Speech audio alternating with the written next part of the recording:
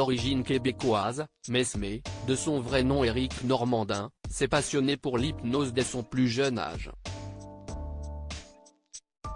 Invité dans le cadre de la rubrique Le Portrait, de l'émission 50 Inside, le célèbre hypnotiseur est revenu sur les origines de son intérêt pour cette pratique. Il a également raconté comment il avait pris conscience de ses capacités, en matière d'hypnose.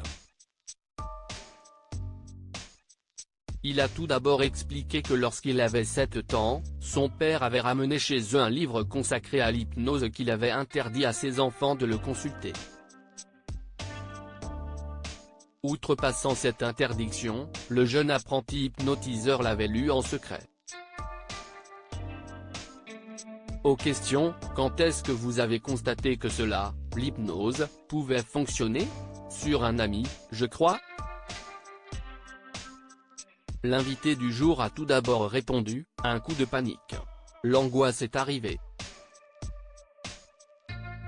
Il a ensuite raconté qu'âgé de 8 ans, il avait indiqué à un ami que son bras était raide et qu'il ne pouvait plus le plier. Il a ensuite constaté que son ami ne pouvait effectivement plus plier son bras.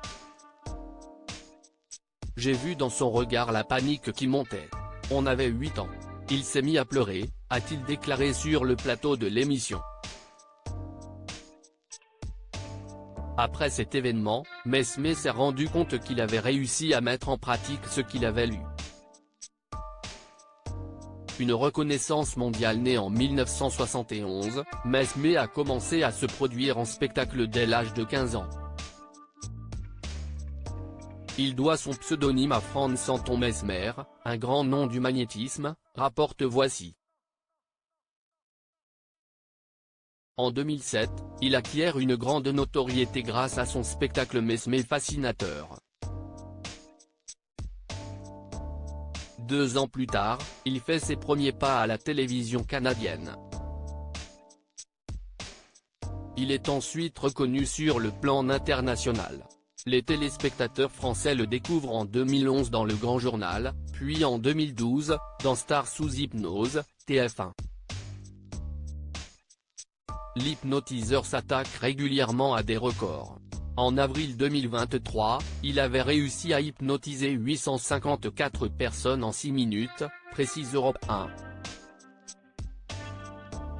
Article écrit en collaboration avec 6 médias Crédit Photo, capture d'écran TF1.